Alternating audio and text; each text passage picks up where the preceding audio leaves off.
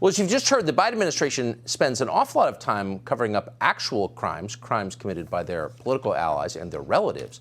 But for their critics, there is no such mercy. For the first time in our history, the government has begun to arrest people for saying things the White House doesn't like. That's the end of the First Amendment.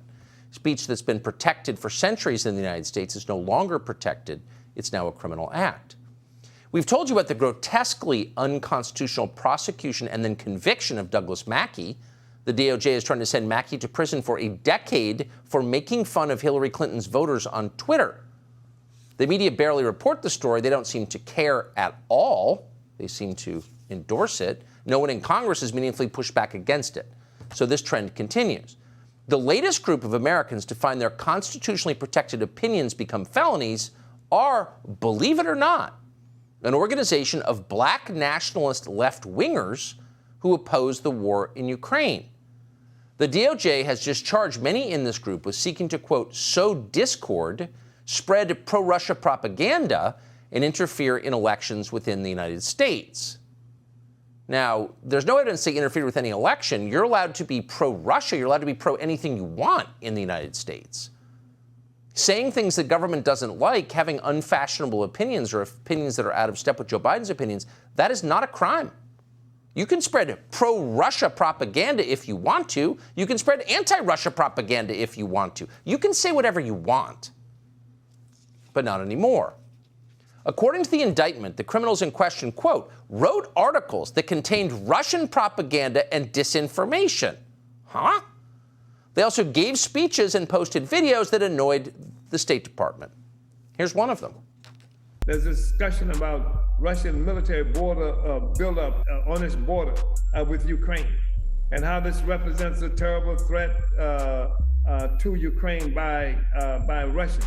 But there is no acknowledgement of the history that took us to this place, how the U.S. overthrew, participated in facilitating the overthrow of a government in Ukraine that was friendly to the Soviet Union. Nor does it talk about the history of this relationship between Ukraine and Russia. This is an ongoing aggression. It did not just start. It's been going on for a while, but the U.S. government relies on the ignorance of the people in this country and much of the world that's facilitated by people like Zuckerberg. So for whatever it's worth, we're not really sure who that guy is. We know he's American. Pretty sure that on a lot of issues, we likely would not agree with him. A lot of what he just said in that video seems to be true.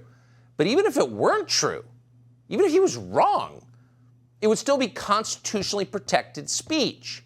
In a free country, which we had until recently, you are allowed by definition to have dumb opinions. Most of us do, but not anymore. So that man you just saw is facing 10 years behind bars for expressing views about Ukraine that the Biden administration doesn't want to hear.